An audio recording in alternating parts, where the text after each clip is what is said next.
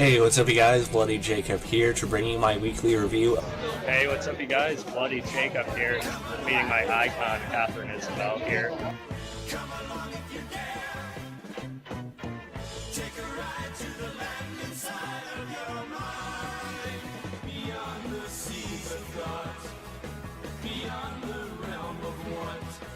Across the streams of hopes and dreams where things are really not. Come along if you can. Come along if you dare. Have a good one. Cheers, guys. Side of your mind, but please realize you'll probably be surprised.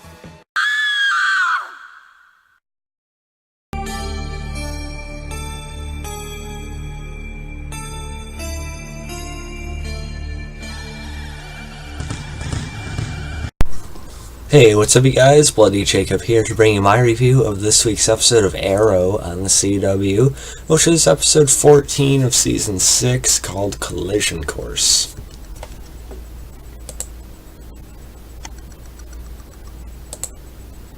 Sorry about that. But yeah, anyway, Collision Course. I like this episode a good amount actually. This season in general I think has been one of the show's best, honestly. I know I haven't really been that good about reviewing the show this season. I mean, I've done a small handful here and there throughout. But, you know, because Arrow did sort of lose my interest for a little bit, especially compared to, Legends of Tomorrow and a couple other things. Legends of Tomorrow I just find kind of more generally entertaining these days. It's become my favorite of the Arrowverse shows, personally. But Arrow, I still really care about Oliver. I still really like Stephen Amell.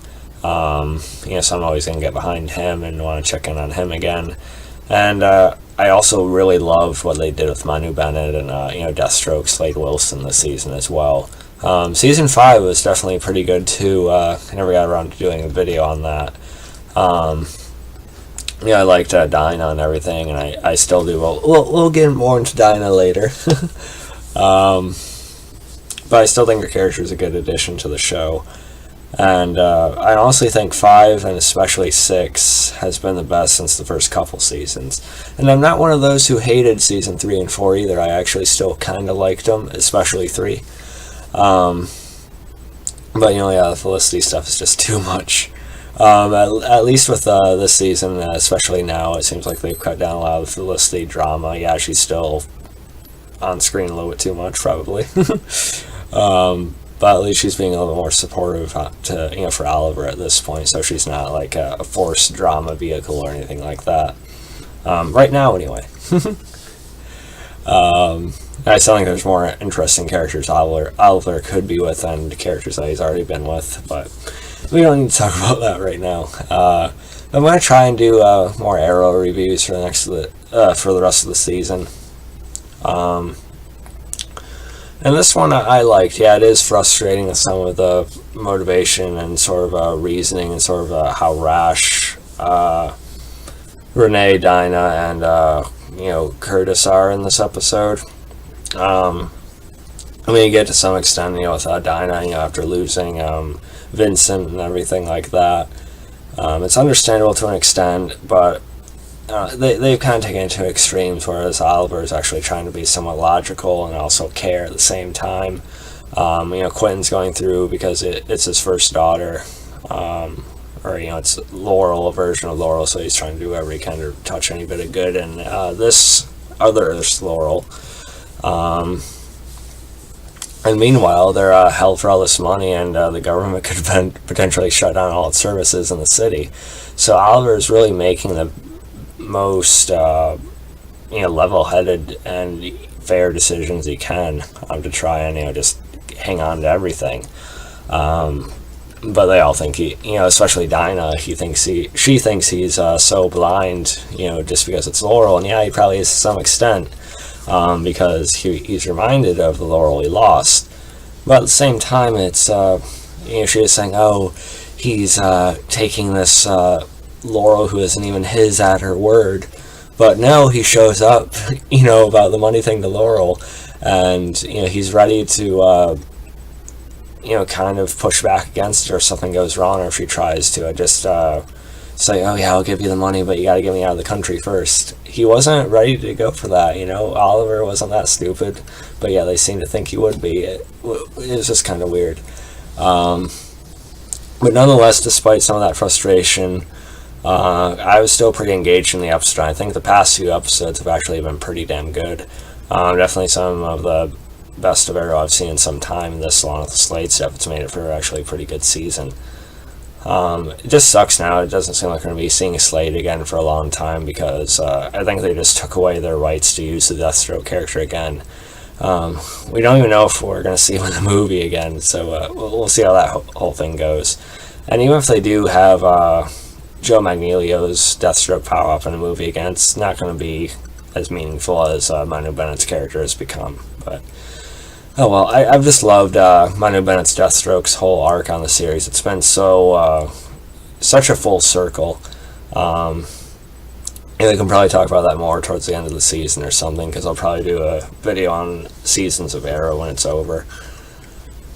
But yeah, still, nonetheless, despite some of my frustration with some of the characters' reasoning and everything like that, I was still pretty engaged with Quentin holding Laurel at this cabin, and then of course collision course. So they actually physically try and go after each other and stop each other, because they both have such strong perspective, supposedly. I like how they handled Oliver in this. They all thought we can take him, but they set off this the chip in Diggle's wrist, so he's kind of a non-factor in this fight. But I'm just glad they didn't make it to seem like they could actually take Oliver down, because they're slightly better fighters now, at least. Dinah especially, and Renee to some extent. Curtis not so much. I still don't believe he could really take down anyone, because he's gotten strangled by just random thugs before and stuff, and all of a sudden he's supposed to be fighting these guys. I don't know. But yeah, I'm just glad they didn't make it seem like Oliver is going to be taken down by them, because again, they really shouldn't be able to. Just with everything Oliver's been through, the people he's trained under, from Slade to Ra's al Ghul and different things like that. Now there's no way they're even close to Oliver's level. I'm glad they sort of kept that way. When Renee was going after him, Oliver was just taking him down left and right and telling him to stay down. Of course, Renee, being stubborn as hell, he wouldn't. But Oliver just kept on outmaneuvering him and countering and everything.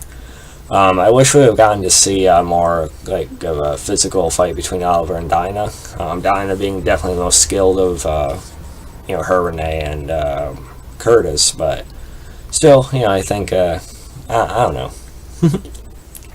Yeah, somehow, she is frustrating right now, but you kind of get her perspective.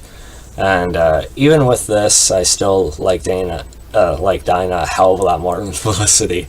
And I kind of wish they would go the direction of the comics and have it be Black Canary, Dinah, and Oliver, Arrow, Green Arrow.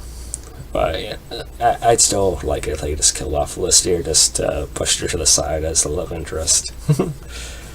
But yeah, either way, this is still a pretty good episode, and Oliver also has a stress on his shoulders, of course, with the mayor, that he hasn't gotten the money back yet. And they just yell at him over and over as soon as he gets into the room for the conference. So there's that going on as well, which is fine. So yeah, overall a pretty good episode, and what's shaping to be a pretty good season so far. I don't think they're going to top the Deathstroke stuff, but they should have just done a spin-off. I'm still going to give this episode about an 8.4, 8.5 out of 10, which is a pretty solid rating for me. For this show. So yeah, I'm pretty pleased with what the season's done so far. And Caden James, he was a good villain, Michael Emerson, but I can't help but feel like he was wasted a little bit. They gave him some stuff to chew on towards the end. But I kind of wish he would have stayed our main antagonist instead of switching it to, I can't remember his name, but he's played like a military guy in quite a few shows. He was on The Walking Dead as well, in season 4. He was the one that Daryl ended up getting out of the tank with a grenade and shooting him in the chest.